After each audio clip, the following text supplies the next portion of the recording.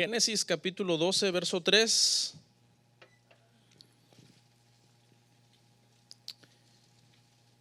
Aleluya.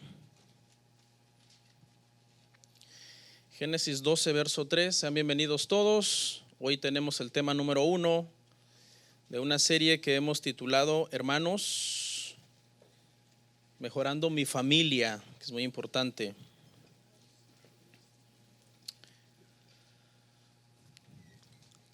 Tema 1, serie Mejorando mi familia.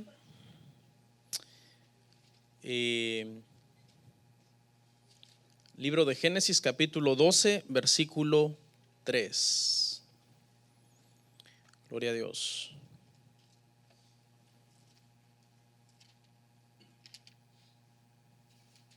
¿Lo consiguió? Gloria al Señor. Dice la palabra del Señor: bendeciré a los que te bendijeren y a los que te maldijeren maldeciré. Y serán benditas en ti todas las familias de la tierra. Vamos a orar. Señor, te damos gracias por esta oportunidad y este privilegio que nos das de poder estar en tu casa para poder hablar tu palabra. Danos sabiduría, Padre, en esta nueva serie sobre temas familiares y temas de importancia para nosotros como iglesia. Te pido que cada texto que leamos, cada texto que veamos, pueda ser abierto, Señor, a nuestro entendimiento para atesorar todo lo que tu palabra manda. En el nombre de Jesús.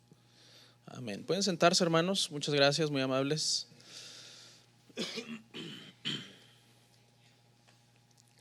Gloria al Señor. El día de hoy vamos a tocar un tema un poquito controvertido, hermano, para iniciar la serie.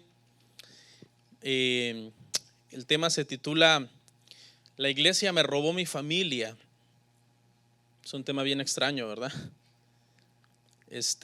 Pero este tema, hermano, lo estamos dando para responder las inquietudes que mucha gente tiene, porque mucha gente nos ha de alguna forma contactado, ¿no? Para preguntarnos ¿qué pueden hacer?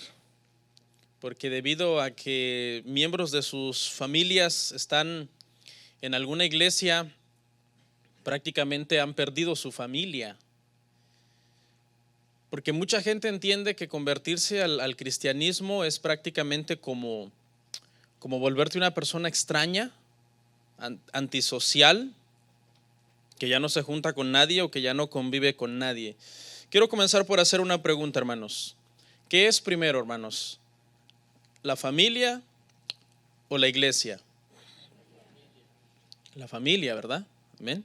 Ese es el orden correcto. Ahora, cuando decimos que la familia es primero, antes que la iglesia, con esto no estamos diciendo que Dios es después de la familia.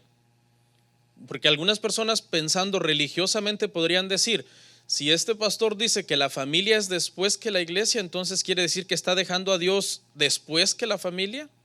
El problema es que inmediatamente asociamos iglesia con Dios, y hay que tener cuidado en eso, porque hay que hacer diferencia en esas dos cosas, en este caso entre Dios y la iglesia, porque no es lo mismo. Por ejemplo, si tú atiendes a tu familia antes que a Dios, ¿eso cómo se llama? Idolatría. Eso es idolatría. Tu familia nunca va a ser antes que Dios. Lo que va a ser antes que Dios, no hay nada. Porque todo lo que pongamos antes que a Dios es idolatría. Ahora, si atiendes a la iglesia antes que a Dios, eso sería religiosidad. Porque aunque usted no lo crea, hay personas que atienden a la iglesia antes que a Dios. A una de las iglesias de Asia Menor le pasó. Estaban tan ocupados en la obra de Dios que descuidaron al Dios de la obra. Por eso dice que el Señor los acusa de haber dejado su primer amor. ¿Okay? Si atiendes a la iglesia antes que a tu familia, eso es fanatismo, es volverte prácticamente sectario. Solamente las sectas le exigen a las familias que primero son ellos como organización antes que la familia. Pero una iglesia sana jamás le va a exigir a las familias de la iglesia diciéndole, primero es aquí, hermano, la iglesia y después su familia. Toda iglesia que diga que es sana y que le exija este tipo de sujeción a las familias, diciéndoles, primero somos nosotros como iglesia, después su familia, pues eso es fanatismo, eso es algo sectario. ¿Ok? Entonces, hermanos, atender la iglesia antes que la familia no es señal de espiritualidad. Porque hay gente que confunde eso. Hay gente que cree, bueno, entre más yo pase en la iglesia voy a ser más espiritual, y eso es un error. Porque ¿de qué sirve que usted pase mucho en la iglesia o sirva mucho en la iglesia si realmente no hay una espiritualidad verdadera en usted? Si usted no ora correctamente, si usted no adora a Dios correctamente, si usted no tiene temor verdaderamente de Dios en su corazón. Entonces, con esto concluimos algo: solamente hay un orden correcto, y el orden es Dios primero como base de nuestras familias, como base de nuestros matrimonios, Cristo como base de nuestros matrimonios, porque todo matrimonio que no tenga a Cristo como base será un desastre. Es Cristo el que nos ayuda a ser buenos cónyuges, es Cristo el que nos ayuda a ser buenos padres. Luego, familia, es el segundo lugar, familia, y en tercer lugar, iglesia. Ese es el orden. Si alteramos este orden de estos tres elementos, vamos a tener serios conflictos espirituales y serios conflictos, hermano, de desorden en nuestra familia. Entonces, de por sí ya tenemos bastante con la tecnología destruyendo la familia. ¿Sí o no? La tecnología está haciendo daño a la familia. La gente hoy, y la familia tradicional que come junta, que oran juntos, que tienen una reunión familiar de cuando en cuando para platicar y para desahogarse y para manifestar sus inquietudes. Eso ya no existe hoy, es muy raro. Porque todo hoy es iPhone. Yo, ¿no? Mi teléfono y yo somos muy felices. Eso es lo que lamentablemente hoy se está dando. Estamos en una cultura egoísta. El mismo nombre de esta tecnología es iPhone. Luego tenemos un ataque contra la familia de parte, hermano, de las agendas del gobierno, de parte de las agendas, hermano, que promueven la inmoralidad sexual, que promueven el matrimonio entre personas del mismo sexo, que promueven toda clase de inmoralidad, que están tratando de redefinir la familia. Y para colmo sume el hermano que ahora la misma iglesia, cuando no tiene una doctrina sana, está destruyendo la familia en el nombre de la fe. En el pasaje que leímos dice que en Abraham serían benditas todas las familias de la tierra, en la fe de Abraham. Y ese versículo significa que Cristo descendería de Abraham y que por la fe todos seríamos bendecidos. Gálatas 3:8.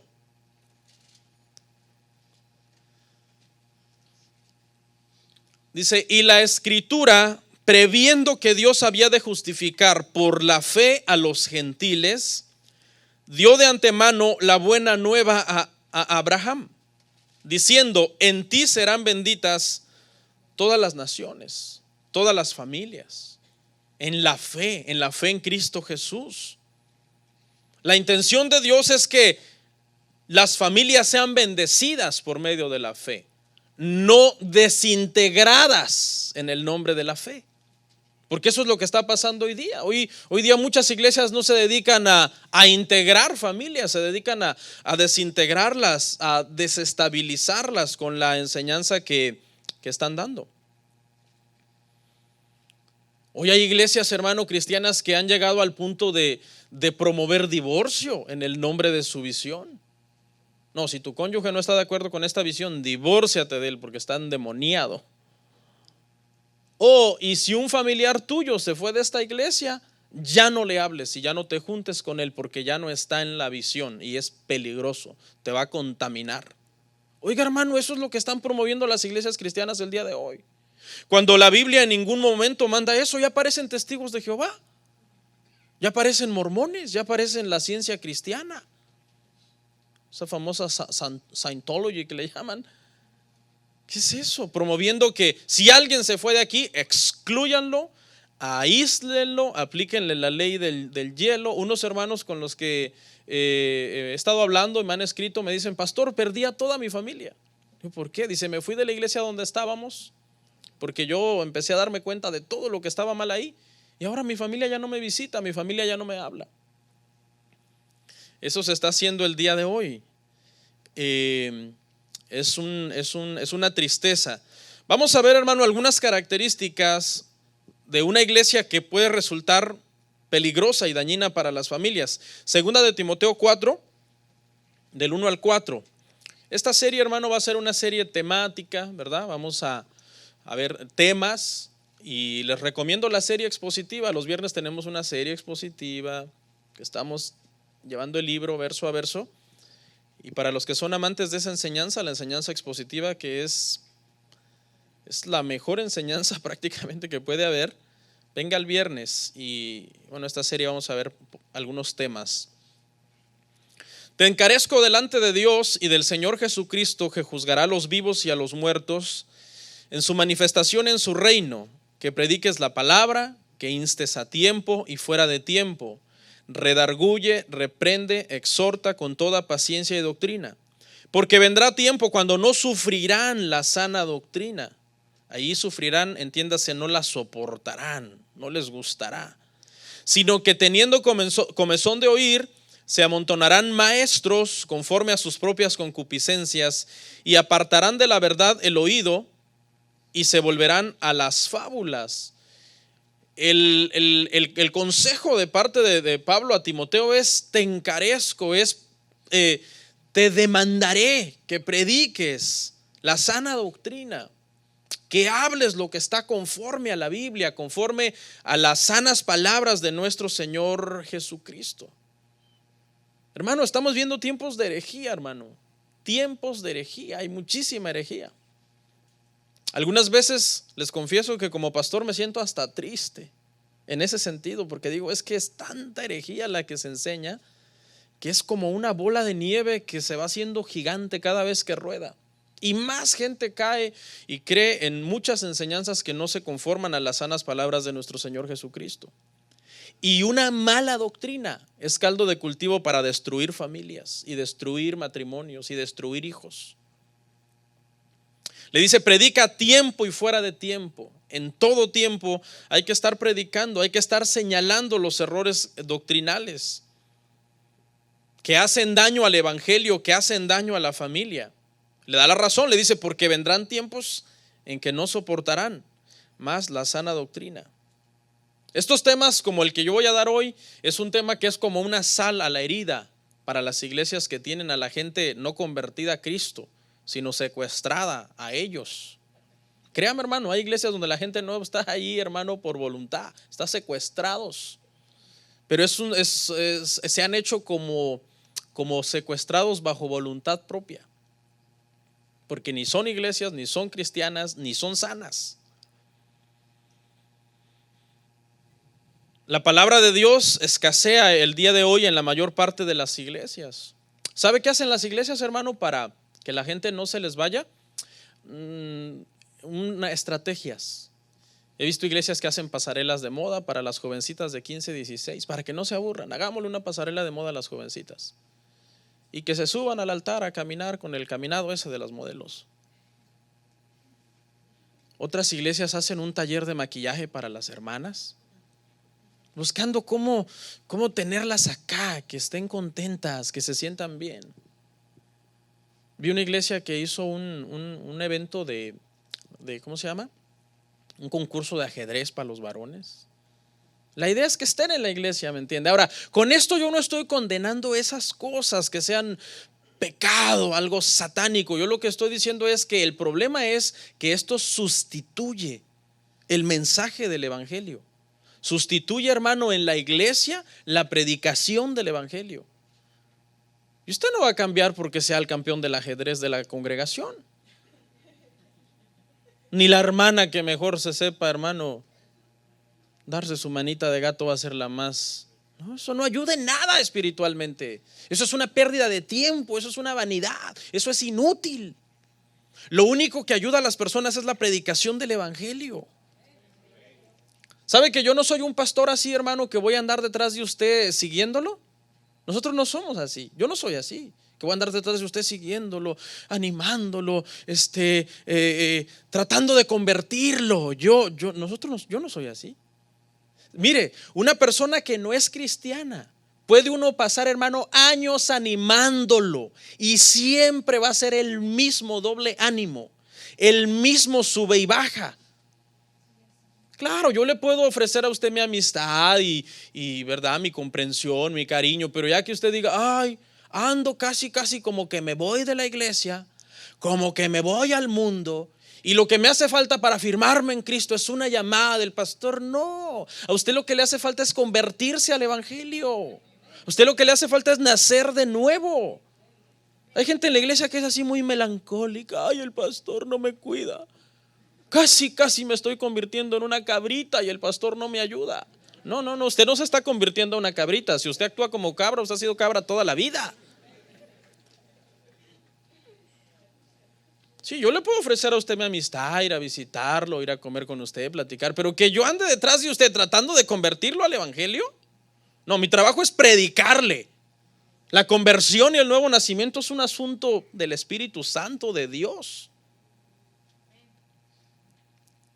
Muchas veces hay gente que a veces no comprenden a uno, porque a veces hay ciertos matrimonios o familias que dicen, ay, que el pastor no me ayuda, no me pone atención. Usted ni sabe cuánta atención se le ha dado a gente así, nunca ve uno frutos. Llega un momento en que te dices, no, mejor voy a vivir mi vida tranquilo. Y no es que no tengas amor, sino que uno no puede, hermano, hacer, si a una persona hay que andarlo animando para que sea cristiano, la respuesta es fácil, no es cristiano. Y tú no lo puedes convertir. Por eso venga aquí, oiga el evangelio. Esto es lo que yo más puedo hacer por usted, es predicarle el evangelio de Jesucristo. Y es lo mejor que puedo hacer por usted, aunque yo sea frío, aunque yo sea indiferente, aunque yo sea un poquito ahí. Mi carácter, cada pastor tiene su propio carácter. Pero usted debería decir, gracias a Dios, que lo más importante lo estoy recibiendo, que es la predicación del evangelio. Si recibe lo más importante, no se queje por lo demás, secundario y cosas emocionistas.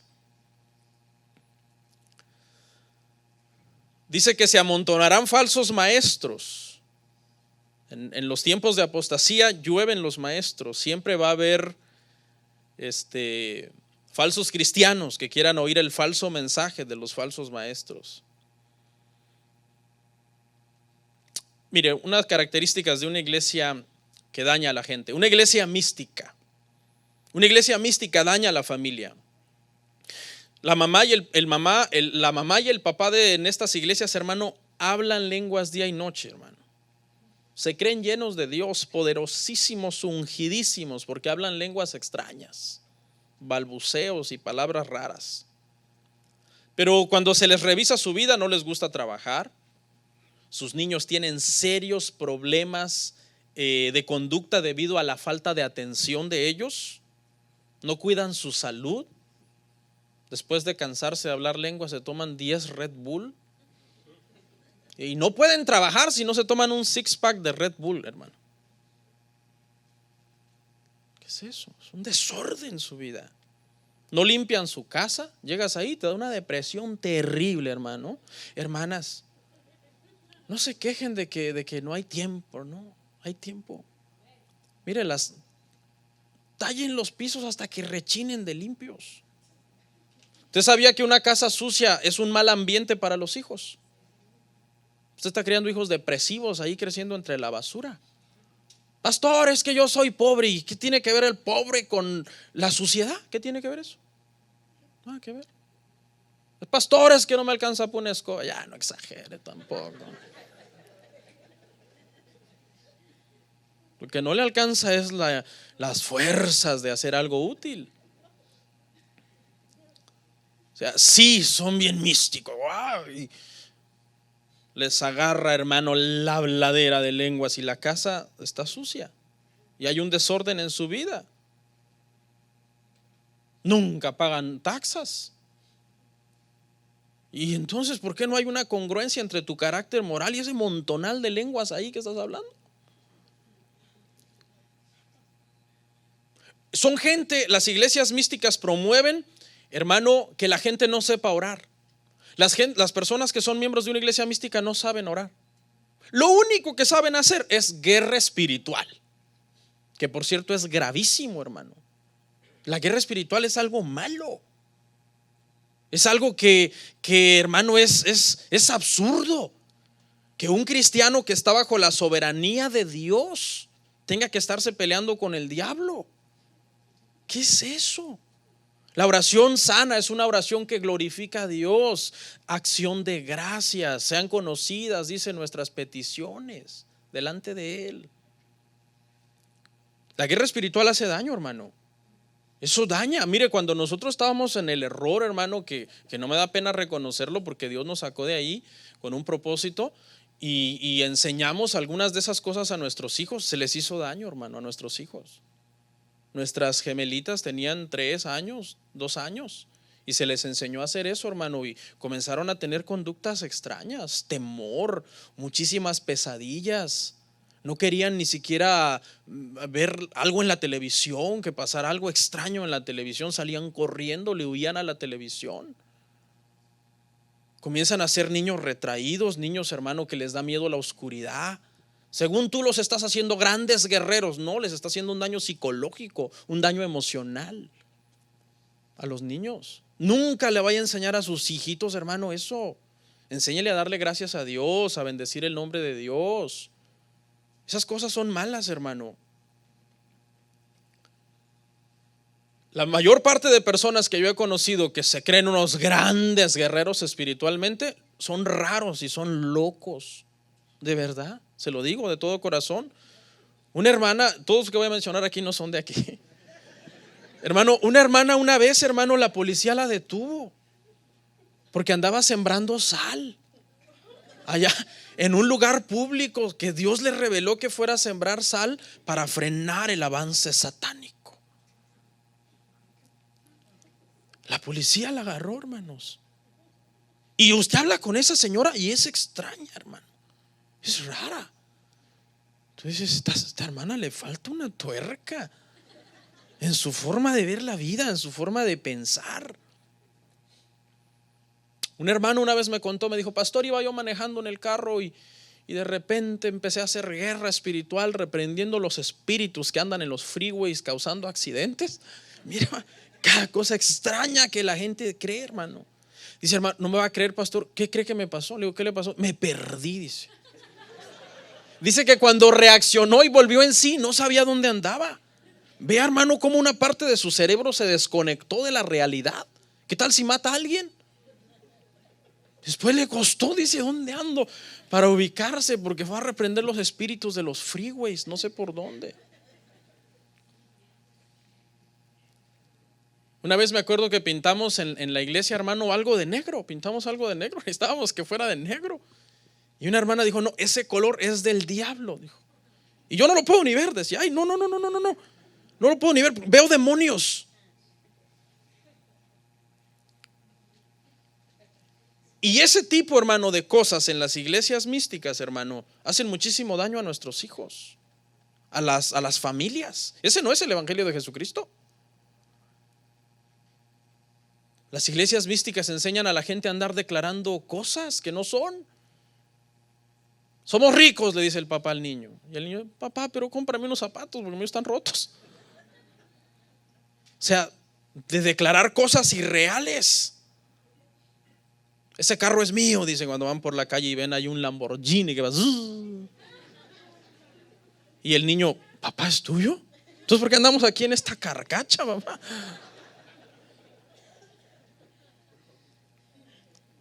Es que unas cosas irreales, hermano. Gente que a veces no tiene para pagar la renta, dice: no, yo soy hijo del rey, pero présteme para la renta.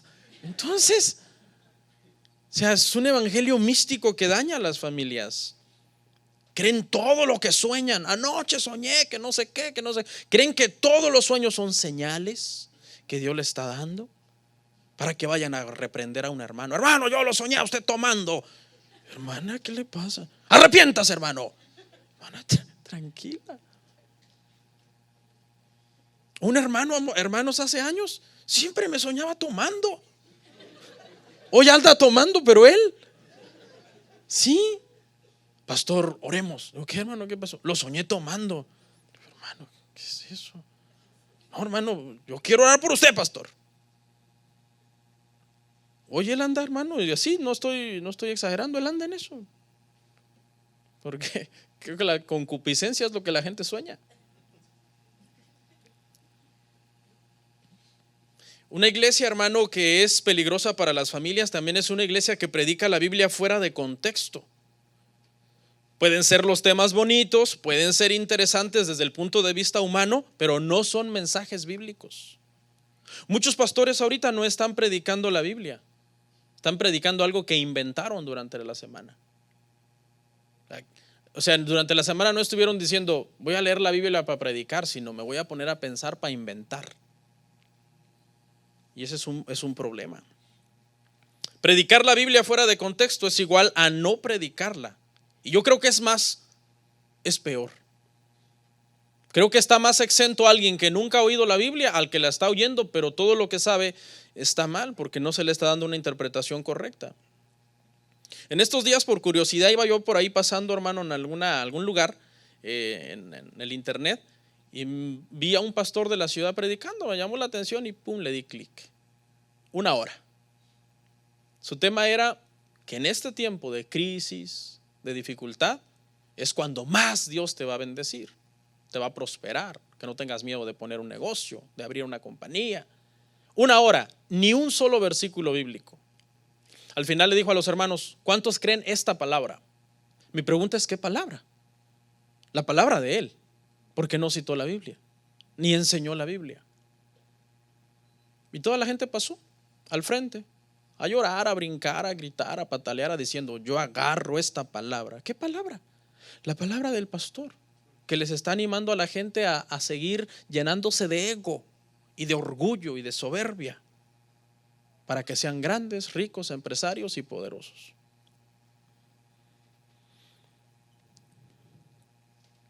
Una iglesia que es peligrosa para una familia es una iglesia que tiene una gran visión materialista. Es tan grande la visión que hay que trabajar para cumplir esa visión. Esa es la gente que vive casi todos los días metidos en la iglesia en el nombre de la visión. Fanatizados, exprimidos en tiempo, dinero, energía. Pero eso sí, sus hijos muchas veces abandonados y resentidos.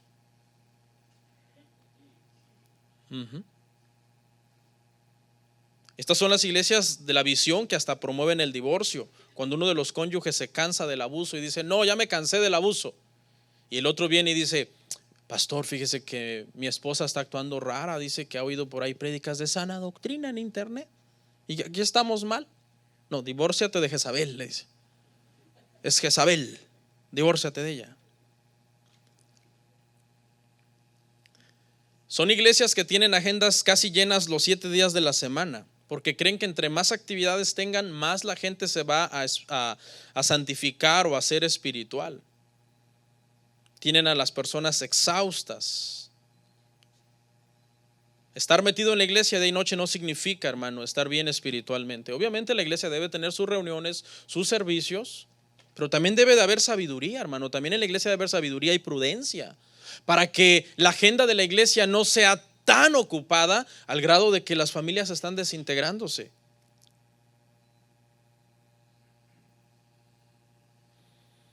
¿De qué sirve que la gente se crea tremendo líder en la iglesia si es un pésimo padre, una pésima madre?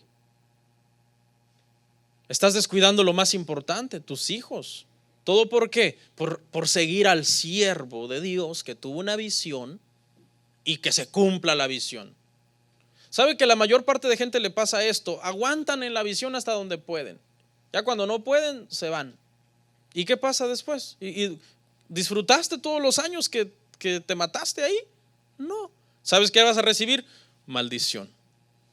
Toda familia que se va de una iglesia de la visión, no importó cuánto metió ahí, cuántas horas, trabajo, dinero, lealtad, fidelidad, muchas veces en ignorancia son leales la gente a ese tipo de iglesias. ¿Qué vas a recibir cuando te vayas? ¿No crees que vas a recibir una bendición? En una iglesia de esas, si te vas, estás bajo maldición. Eres un rebelde. No vas a recibir ni un gracias, Dios te bendiga, voy a orar por ti, donde Dios te lleve, que Dios te guarde, que Dios te proteja, que encuentres una iglesia donde puedas seguir creciendo espiritualmente, afirmando tu... No, nunca. De una iglesia así nunca va a poder salir en paz la gente, nunca. Porque si no estás en la visión, ¿estás en qué? En división, de acuerdo a los lemas que estas iglesias han inventado. Las iglesias legalistas hacen un daño terrible a la familia. Les enseñan a las familias de la iglesia que todo es pecado. Los hijos de estas personas, lo último que querrán hacer cuando sean adultos es ir a una iglesia. Todo es pecado, todo es del diablo, esa ropa es del diablo, ese pelo es del diablo, esa pulsera es del diablo, ese anillo es del diablo. Hermano, en esas iglesias se habla más del diablo que de Dios. Porque claro, tienen una mala doctrina de la salvación. No han entendido que las doctrinas de la salvación no las tienen claras. Entonces enseñan a la gente a estar reteniendo su salvación toda la vida. Y eso es un problema. A las niñitas les enseñan que todo es pecado. Yo a veces vamos a la escuela de mis hijas y yo rápido le digo a mi esposa, le digo, esa niñita que va allí, sus papás son cristianos. Me dice, ¿cómo sabes? Digo, pues mírala, una falda hasta el tobillo, aparte unas mallas abajo de la falda. Y a veces ha coincidido que son del salón de mis hijas. Le digo, mijita, esa niña es cristiana. Sí, papi, ¿cómo sabes? Sí, ella me ha dicho que va a la iglesia también. Yo también le he contado que yo también voy a la iglesia. Ahora, con esto no estoy promoviendo que vistan a sus hijas indecentes y vulgares, ¿no? Pero, o sea, es tan marcada esa enseñanza de que todo es pecado sobre los hijos, que las niñitas también empiezan a vestirse así, van a la playa con una falda hasta el tobillo. Las niñitas de 11, de 10 años, de 12 años. Ahora, con esto no se entienda que nosotros somos libertinos, no. Pero ese tipo de enseñanza, hermano, es dañina, es peligrosa. Es más religiosidad que espiritualidad. Y la religión cansa. La religión cansa. Cristo no cansa. Cuando tú tienes una doctrina sana de Cristo, jamás te vas a cansar de Cristo. ¿Por qué? Porque eres nacido de Él. Él es el que te sostiene. Tú has entendido que tu perseverancia en Él no es por tu esfuerzo, sino por su preservación. Él es el que te preserva en Él. Tú perseveras, pero Él te preserva, Él te sostiene. Oí algo bien bonito de parte del pastor Sproul, R.C. Sproul. Y fíjese, la salvación cómo es, hermano. Dice que las iglesias que creen que hay que estar reteniendo la salvación entienden así, lo ilustró de una forma bien sabia. Dice, la salvación no es cuando una persona se está ahogando y se le lanza un salvavidas para que se agarre del salvavidas y no se ahogue. Eso no es la salvación. Fíjese qué tremendo. Dice, la salvación es que Dios vea en el fondo del océano un cadáver, descienda al fondo del océano, saque el cadáver, sople aliento de vida y viva. Qué tremendo, hermanos, porque eso es la salvación. Entonces pregunta, ¿Dios salva a alguien que estaba completamente muerto para que después se pierda? Eso no tiene sentido. Eso no tiene sentido.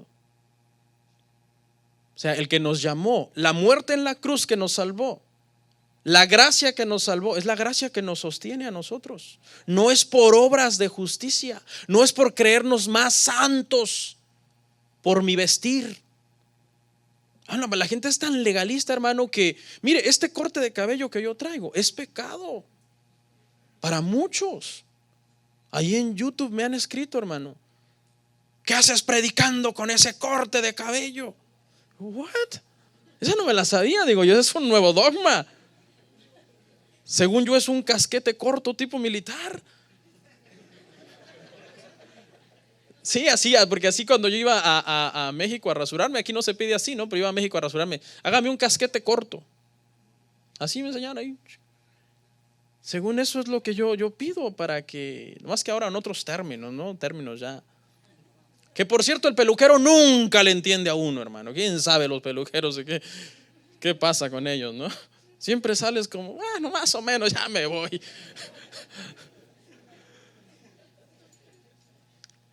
Hermano, tremendo. El legalismo, hermano, las iglesias legalistas, hermano, están haciendo un daño terrible a la iglesia. Terrible, a la familia. ¿Qué más? La sexta característica. En una iglesia que destruye a las familias, el líder de esa iglesia es tenido por infalible. O sea, hay que hacerlo porque él lo dijo.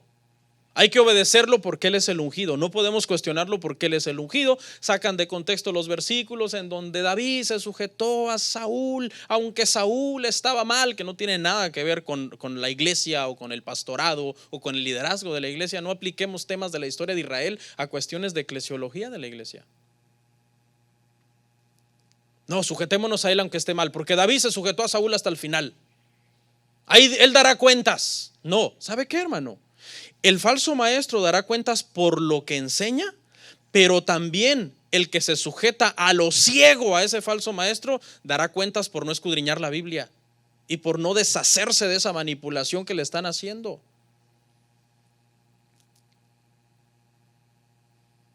No hay que caer en una sujeción extrema. Ahorita al final vamos a hablar de que debe haber una sujeción, pero una sujeción bíblica. Estas iglesias son sectarias. Se parecen a los Amish, a los testigos de Jehová, a los mormones, porque hacen cosas extrañas. Mire, yo estos datos que le voy a dar es porque yo lo he estudiado de noticieros, leído en blogs de noticieros serios. Mire, han matado gente tratando de liberarlos. ¿Sí? Esas iglesias místicas así de la declaración y todo eso de la santidad Jehová, en donde han liberado a gente, a saber, usando métodos extraños, y le han causado la muerte a personas que han intentado liberar o sanar. Hace un tiempo atrás leí esta noticia impactante. Un niño estaba enfermo. El niño me parece que tenía 5 años, 4 años. Y una de las personas que estaba orando por él dijo que Dios le había revelado que ese niño tenía que ayunar para que Dios lo sanara. Y lo sometieron a un ayuno extremo que le causó la muerte al niño.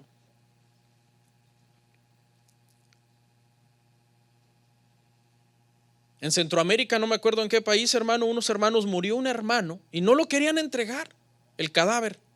Lo trajeron a la iglesia orando para que Dios lo resucitara. Que porque Dios les había revelado que él lo iba a resucitar. Tuvo que intervenir la policía para quitarles el cuerpo, porque ya estaba obviamente descomponiéndose, ¿no? Y es peligroso. Puede producir una enfermedad a las personas que estén cerca. Todas las iglesias que creen eso, hermano, son las iglesias que profesan la mayor santidad. Santidad a Jehová. Somos la única iglesia de sana doctrina, de acuerdo a sus puntos de vista, como ellos ven la enseñanza. ¿Y quién es, hermano? ¿Qué iglesia es la principal promotora? ¿Qué denominación, por decirlo así, o qué movimiento es la principal promotora del evangelio de la prosperidad? La iglesia carismática.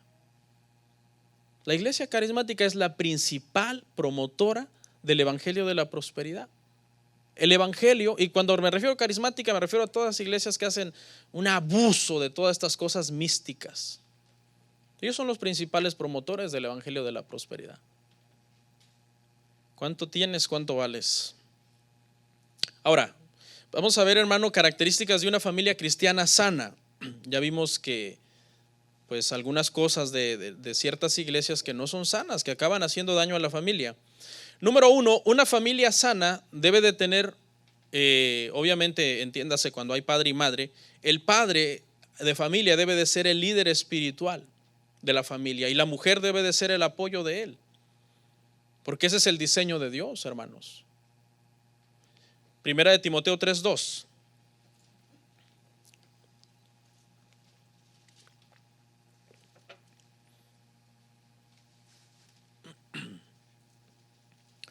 Primera de Timoteo 3:2 al 5. Pero es necesario que el obispo sea irreprensible, marido de una sola mujer, sobrio, prudente, decoroso, hospedador, apto para enseñar, no dado al vino, no pendenciero, no codicioso de ganancias deshonestas, sino amable, apacible, no avaro, que gobierne bien su casa, que tenga a sus hijos en sujeción con toda honestidad, pues el que no sabe gobernar su propia casa, ¿cómo cuidará la iglesia de Dios? Estos requisitos, por aplicación directa, estaban dirigidos a los obispos, a los ancianos, a los encargados de las iglesias. Pero por extensión sabemos que aplican a todos los que somos creyentes. Porque uno no puede decir, no, eso no aplica a mí porque yo no soy obispo. Son principios que aplican a todos nosotros. Dice, marido de una sola mujer. O sea, si queremos tener una familia sana, necesitamos que los hombres de cada familia, la cabeza de hogar de cada familia, sea también alguien sano. Que esté casado, que esté, hermano, ordenado, bien establecido, en un ambiente de paz, de amor, de armonía en la familia. Todo cristiano que quiera liderar sanamente su familia debe comenzar por tener un buen matrimonio, hermanos. Una buena relación con su esposa, una buena relación con sus hijos. O sea, ¿cómo yo quiero tener una iglesia, una familia sana, si yo como hombre de mi familia no estoy haciendo bien las cosas? Con un matrimonio, hermano, en mal estado, en donde viven siempre peleando el hombre y la mujer, no hay atención sobre los hijos, eso va a ser un tropiezo para tu vida espiritual. Debe de ser muy difícil tratar de agradar a Dios si estás casado con el diablo. Pues sí, o sea, una constante lucha de poder, pleitos, diferencias, humillaciones, faltas de respeto. Hombre, tú quieres tener una familia bendecida, debes de hacer tu papel de hombre y tener un matrimonio sano, una familia sana. ¿Es fácil? No es fácil. Es bien difícil tener un matrimonio sano. Incluye trabajo, hermanos. El matrimonio no se hace sano de la noche a la mañana, por sí solo. Hay que trabajar, hay que soportarnos, debe de haber, hermano, paciencia unos con otros. Dice, someteos unos a otros en el temor de Dios. Ahí en el contexto está hablando del matrimonio. Esta semana, hermano, mientras yo estaba estudiando ahí en mi casa, mi esposa andaba haciendo el quehacer. Y mi esposa, hermano, para hacer quehacer es bien brusca, hermano. Así como la ven delgadita, así, hermano, no, hombre, hermano. Hermano, eso parece un remolino en la casa. Truenan las puertas de los gabinetes, ¡pah! Los trastes, los vasos en el lavabo, el agua de la llave cayendo a todo lo que da. Y la escoba pasa por el piso casi arrancando el vinil, hermano. No solo la basura. Y yo la volteé a ver, le digo, amor, wow, que eres bien brusca, le digo, para hacer qué hacer. Y me dijo algo que es cierto, me dice, oye, ¿te acuerdas que esto te molestaba cuando estábamos recién casados? Digo, sí, pues yo pensaba que andabas furiosa. Me dice, ya ves, es mi forma de ser, así soy de brusca. Le digo, bueno, más bien le digo ahora, pues es una cuestión de risa, mira, porque empezamos a reírnos, ¿verdad? Pero antes, yo recién casado, eso lo tomaba como una ofensa. Entonces hemos trabajado en eso, ya hemos aprendido a soportarnos y a tolerarnos. El único reclamo que le dije fue, mi amor, pero en estos 12 años me has rompido como 300 vasos de vidrio. Porque eso es cierto, hermano. Viera, nosotros cada mes compramos una nueva vajilla de vidrios. Sí, literalmente, hermano, literalmente. La vasija reciente de vasos, no sé si así se llama, o set de vasos que compró hace como un mes y medio, ya quedan 2. Sí. Cuando si usted va a mi casa a tomar café, yo saco una taza negra, una verde, una azul, le hice la cuenta, le digo, a $2 cada uno, como $600. Le digo. Pero esas cosas pequeñas que antes, hermano, eran molestas y eran, ahora sí que causaban un problema, hemos aprendido a sobrellevarlas, a entendernos en cosas tan pequeñas como esas. Hay matrimonios que da pena porque tienen 20 años y siguen peleando por las mismas cosas. Y el problema es que eso, ¿qué cosa? Va a estorbar tu oración. Si tú estás mal con tu pareja, ¿con qué cara vas allá ante Dios? Ay, Señor, te amo, te bendigo. Shh, cállese la boca, vaya a pedirle perdón a su esposa. Pero mucha gente, hermanos, se salta estos principios tan básicos. Es decir, lo importante es que esté yo bien con Dios, lo importante es que esté yo sirviendo en la iglesia. No, tu matrimonio, tu familia es primero. Claro, debes de estar bien con Dios, pero ¿cómo vas a estar bien si estás mal con tu familia? Te estás saltando un paso. Debe ser marido de una sola mujer, o sea, tener su matrimonio en orden. Debe de ser sobrio, prudente, decoroso, hospedador. Esto habla de un hombre que tiene un buen corazón, que deja que Dios lo moldee, que Dios esté trabajando en él. Hermanos, si usted quiere tener una buena familia, dirigiéndome especialmente al hombre, necesitamos que Dios, hermanos, siga trabajando mucho en nuestro corazón. David le decía, escudriñame y aún de los pecados que me son ocultos. Porque como hombres necesitamos mucha sabiduría, hermanos, para inspirar a nuestra esposa y para inspirar a nuestros hijos. Tú debes de saber cuando en tu corazón ya hiciste algo que no estuvo bien. Cuando en tu corazón ya le dijiste a tu esposa algo que ya rebasó el límite. O cuando en tu corazón el trato que le diste a tu hijo o las palabras que usaste ya no fueron correctos. Me da risa conmigo porque constantemente tengo que ir al cuarto de mis hijos a pedirles perdón. Constantemente. Hoy los regaño, esto, lo otro, aquello. Porque soy un poco estricto con ellos. Un poco, lo bueno que no están aquí, ¿no? Porque a veces yo les digo, esa basurita que está ahí, ¿cuál, papi? Ahí está, yo la estoy viendo, recójanla de su cuarto. ¿Cómo pueden dormir entre la basura? Y por una basura les digo que están durmiendo entre la basura. Que lo hiperbolizo todo al extremo. Y al rato estoy por allá y un piquete aquí en el corazón. Tengo que ir, orar por ellos, darles un beso, decirles por qué les regañé, pedirles perdón. Perdóname, te amo, te perdono porque te portaste mal tú también. Nuestro corazón tiene que estar constantemente, hermano, siendo escudriñado por la palabra de Dios, para que tengamos matrimonios sanos y seamos buenos padres. Dice, apto para enseñar, o sea que debemos de conocer la Biblia. ¿Sabe quiénes son las personas que hacen las preguntas más difíciles de la Biblia? Los niños.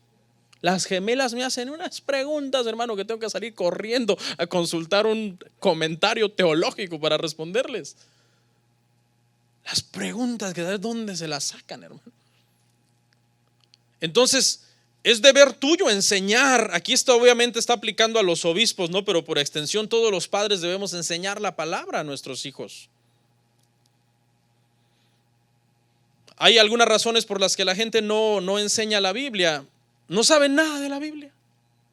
No, yo de la Biblia no sé nada, pastor. A mí cántenme mi adoración que me gusta en la iglesia y eso sí, ay. Pero Biblia, hermano, empiezan a roncar. Cuando la Biblia es la palabra, es el alimento espiritual. Pero no les preguntes de deportes, hermano. ¿Saben la historia de los mundiales? La historia de las Champions. ¿Cuánto costó el nuevo traspaso en el mercado de invierno de Europa? Y cuánto eso es en euros y convertido en dólares y convertido en pesos. Y en estos tiempos, hermano, todo el mundo se ha vuelto experto en migración, hermano. Todo el mundo, hermano.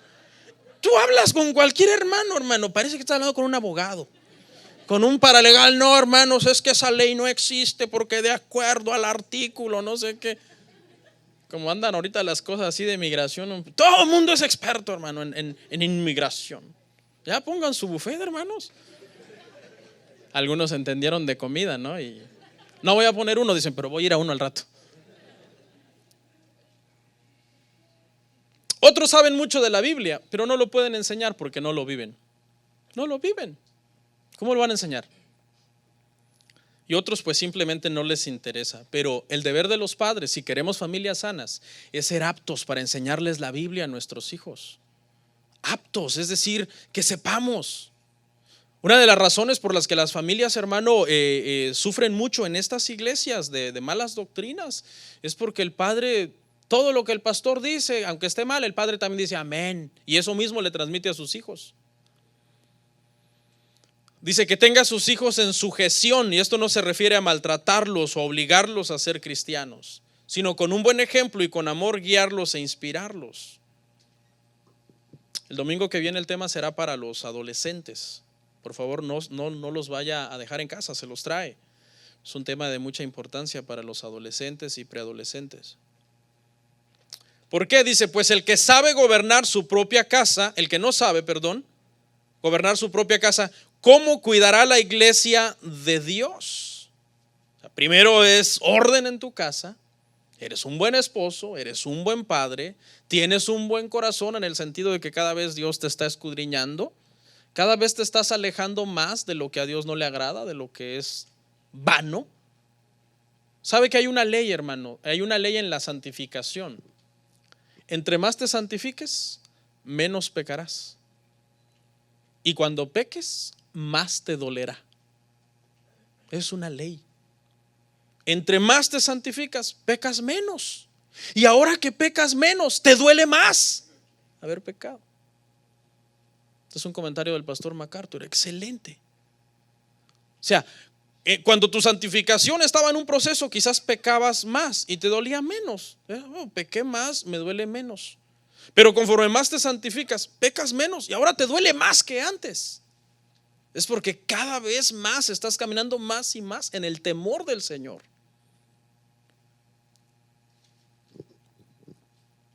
El padre debe de ser líder espiritual de su casa y de ahí parte que pueda hacer bien su trabajo dentro de la iglesia. Lamentablemente el día de hoy en las iglesias, hermano, carismáticas y místicas se promueve demasiado el matriarcado espiritual. Eso es dañino para la familia. El pastor que le dice a una mujer, usted levántese, hermana, usted tome las riendas de la familia si su esposo no quiere. Usted mande, usted haga esto, usted aquello. Yo no estoy diciendo que la mamá no puede orar por los hijos, no puede enseñarles la Biblia cuando el esposo es inconverso, etcétera, etcétera. Pero hay muchos pastores, hermano, que promueven el matriarcado espiritual. Promueven a la mujer decirle, si tu marido no lo hace, tú hazlo. Y libéralo porque está endemoniado. Y esas son mujeres que siempre andan, hermano, ahí tras el marido. Pero es una mala instrucción del pastor y de la iglesia. Promover matriarcado espiritual en las familias. Eso es dañino. Hay mujeres que dicen así, no, mi marido sí va a la iglesia, pero allí la que manda soy yo. Eso no, eso está mal. Eso no es el diseño de Dios para la familia. 2, una familia sana, hermanos, está sujeta a un pastor de sana doctrina. Hebreos 13:7. Es necesario, hermano, estar en sujeción de autoridad, pero de una autoridad sana. Acordaos de vuestros pastores que os hablaron la palabra de Dios. Considerad cuál haya sido el resultado de su conducta e imitad su fe. ¿Okay? Los padres, por ejemplo, hermano, que andan detrás del apóstol, detrás del profeta, detrás del ungido, ¿qué le están enseñando a sus hijos? Idolatría. Eso no está bien. La familia, empezando por el padre, debe estar bajo autoridad de un pastor, bajo supervisión, bajo cuidado. Pero la sujeción al pastor depende de cuánto el pastor se sujete a la Biblia. O sea, porque yo, hermano, yo no tengo ninguna autoridad sobre usted, a menos que lo que yo esté citando sea la Biblia. Ahí sí tengo autoridad, porque la autoridad me la da la palabra. Pero así que yo vaya a mandar en su vida y en su familia y en su casa y a decirle dónde vivir y qué comprar, qué no comprar. Porque hay gente que entiende, escucha el error, que la autoridad del pastor reside en su título de pastor. No, la autoridad del pastor reside en cuanto se apega a la Biblia. Si tú te sometes a un pastor que no se apega a la Biblia, estás en rebeldía contra Dios. Porque deliberadamente, sabiendo tú que lo que esa persona está diciendo es antibíblico, pones a la Biblia en segundo lugar y dices, me someto al hombre de Dios. ¿Cuál hombre de Dios? El pastor es sano en la medida en que se someta a la palabra. Por eso es bien importante que, mire, yo cuando doy temas así como que son temáticos, siempre trato de explicar los versículos que traigo. Aunque no es una predicación expositiva de verso a verso, pero son los versículos que explico los que me dan autoridad de hablar. Porque de ahí en fuera no hay nada especial en mí, ni ninguna autoridad en mí. Yo no soy mejor ni más grande que ninguno de ustedes. Soy el pastor acá y en la medida que yo me sujete a la palabra, tengo autoridad. De lo contrario, no tengo nada. Nada de especial. Al contrario, comentarios, ilustraciones y ejemplos que yo les pueda dar de mi vida son hasta peligrosos. Y debo de tener mucho cuidado cómo decirlos, porque no es palabra de Dios. Son solo ilustraciones.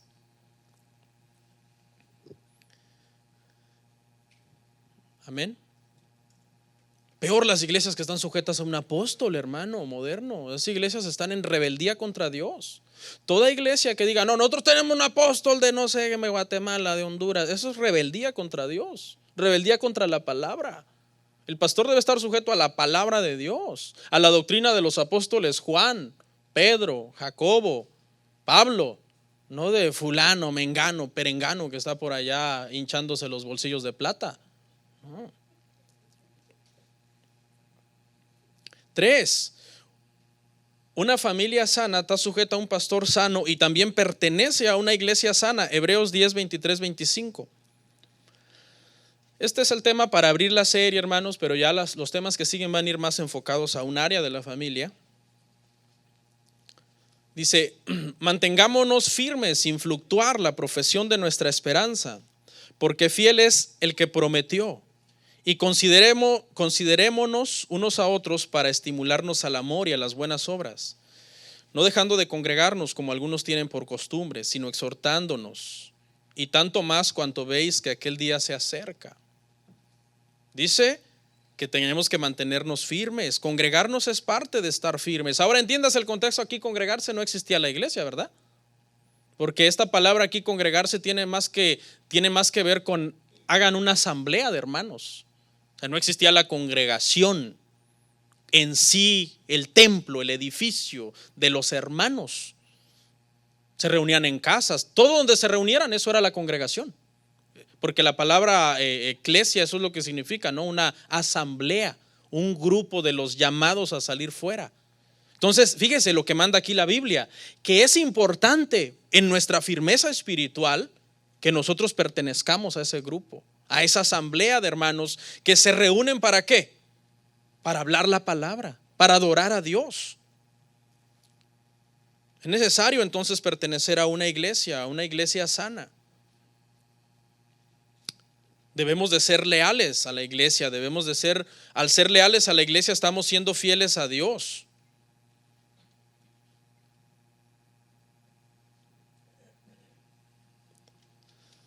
El congregarse no salva, hermanos, porque ninguna obra salva. Pero toda persona que ha gustado la salvación del Señor tiene un deseo vehemente por congregarse. Tiene un deseo vehemente por congregarse, por ser parte de la vida de la iglesia, porque la iglesia fue establecida por Cristo mismo. 4. Una familia sana, hermano, tiene claras sus prioridades como familia. La principal es que demos buen testimonio como cristianos, cumpliendo con los requisitos anteriores, un matrimonio ordenado, teniendo a nuestros hijos en sujeción, criándolos en disciplina y la amonestación del Señor. Una familia sana ha entendido que no todo es, hermano, religiosidad y compromisos de la iglesia. Eso no es todo.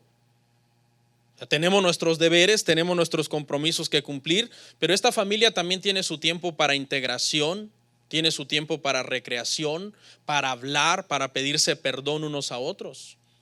Yo les recomiendo que una vez al mes hagan una reunión familiar y le pregunten a sus hijos, ¿cómo estás? ¿Cómo te sientes aquí? ¿Tienes una queja mía? ¿Tienes una queja de tu mami? Obviamente sin regañarlos, sin cohibirlos con un acento y una autoridad así. No, papi, no tengo nada que decir. No, sino con amor, con un abrazo, sobándole la espalda. No me voy a enojar, hijito, dime, abre tu corazón. Es muy sano eso, hermano. Es muy sano. Los hijos, ¿cuántos de nosotros tenemos una familia perfecta? Nadie. Algunas veces yo veo que cuando convivo con alguno de ustedes en su casa o en algún restaurante, a algunos de ustedes les da pena porque uno de sus hijos se porta mal. Tranquilo, yo entiendo que su hijo no es perfecto. No me vais a poner en ridículo delante del pastor, chamaco travieso. Y es cuando más se lucen los niños, ¿no? Eso incluye a los míos también. También cuando yo voy a comer o a visitar a alguno de ustedes, les digo, cuidadito, andan agarrando las cosas de los hermanos. ¿Por qué? Porque mi familia no es perfecta, ni la de usted.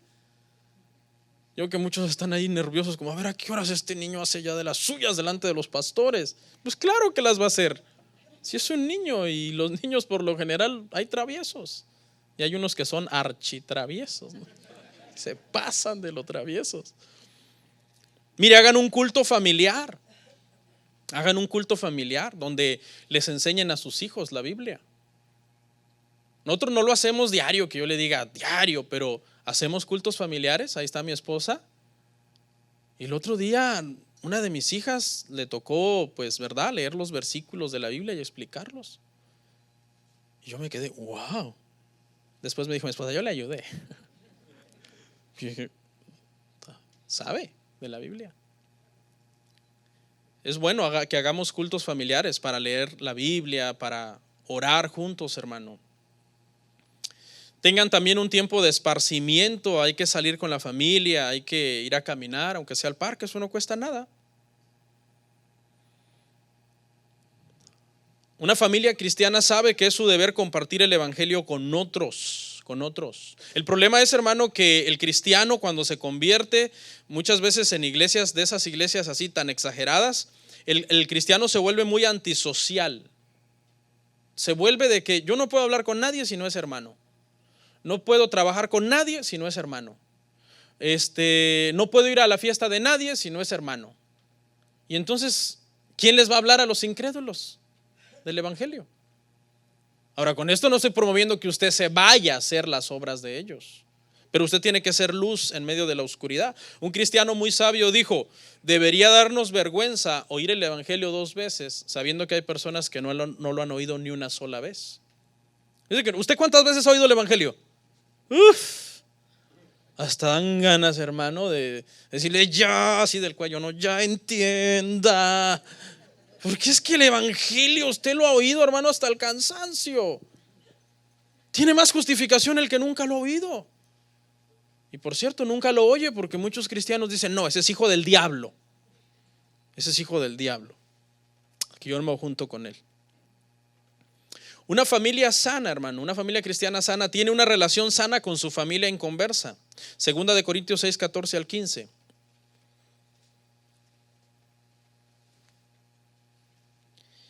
No os unáis en yugo desigual con los incrédulos, porque qué compañerismo tiene la justicia con la injusticia, y qué comunión la luz con las tinieblas, y qué concordia Cristo con Belial, o qué parte el creyente con el incrédulo. Este pasaje se ha malinterpretado, porque ¿qué dice al final?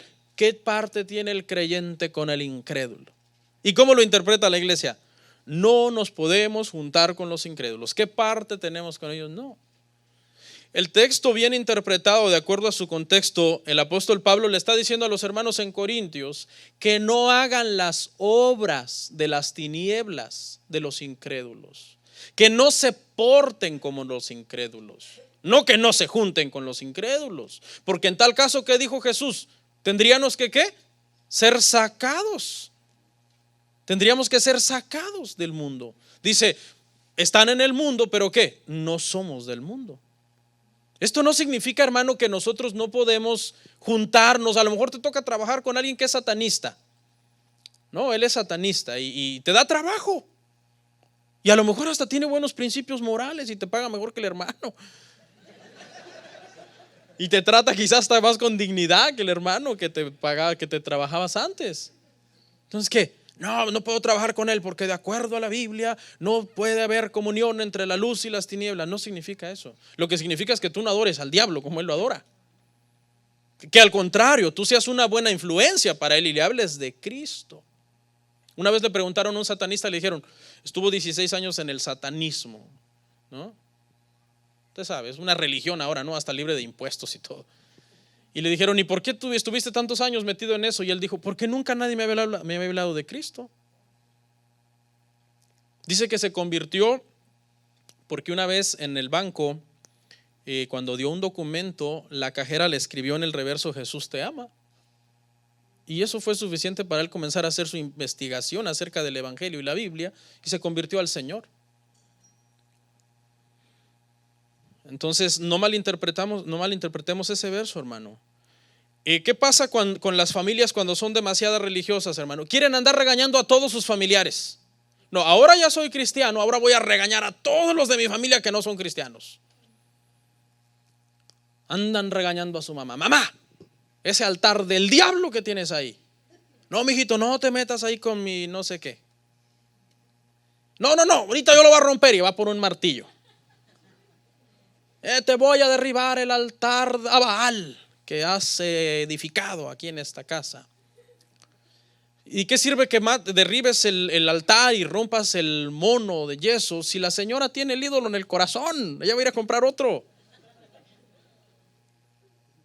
No más grande va a comprar. Mal testimonio, falta de sabiduría. A esa señora hay que ganársela con amor, con comprensión, hablándole con cuidado, para irla guiando al evangelio.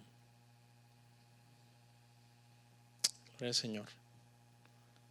Y bueno, otros por completo se aíslan de su familia incrédula. Por completo, dice, no hay más comunión entre el creyente y el incrédulo. 6, ya voy terminando, hermanos. La familia, hermanos, sana tiene una fe sana en Jesucristo. Su fe es en Jesucristo sobre todas las cosas. Hechos 16, 31 al 34.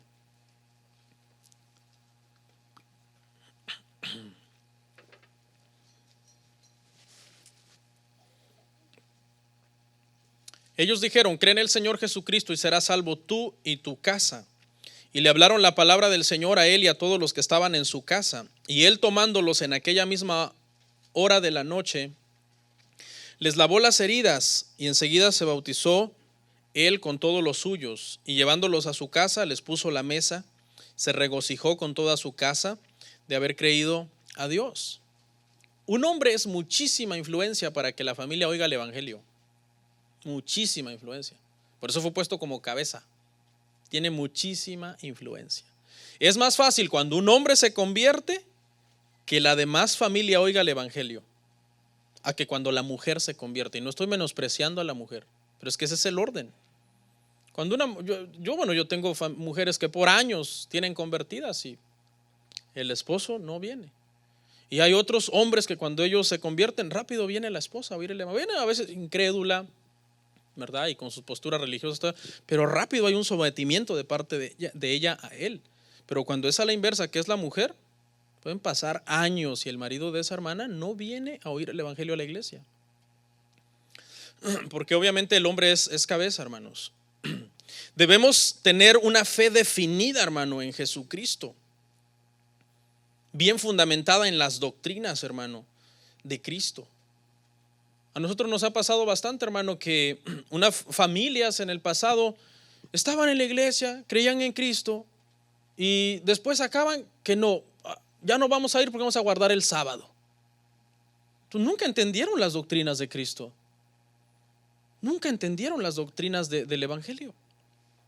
No, ya no vamos a ir, pastor, porque nos volvimos testigos de Jehová. Ahora vamos a ir al salón del reino.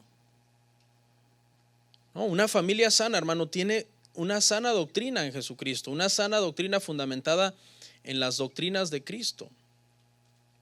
Creen en Jesucristo sanamente. 7 y último, con esto terminamos nuestro último versículo de hoy. Una familia sana, hermano, sirve a Dios en familia. Josué 24:15. Este verso que obviamente es para Israel, ¿verdad? Que por extensión sabemos que aplica a nosotros. ¿Por qué? Porque es un principio espiritual y los principios espirituales son eternos. Si mal os parece servir a Jehová, escogeos hoy a quien sirváis, si a los dioses a quienes sirvieron vuestros padres cuando estuvieron al otro lado del río, o a los dioses de los amorreos en cuya tierra habitáis. Pero yo y mi casa serviremos a Jehová. Es importante. Si empezamos desde el primer principio, que el marido es cabeza de la familia y lleva su matrimonio en orden y sus hijos en orden, lo más seguro es que tendrá una familia sana. Y una familia sana es una familia que está apta para servir a Dios. Porque si bien Dios nos llamó a salvación, pero también nos llamó a servir. También nos llamó, alguien invirtió dones y talentos para que tú te convirtieras. Tú no puedes ser egoísta ahora diciendo yo no voy a hacer nada para el Señor.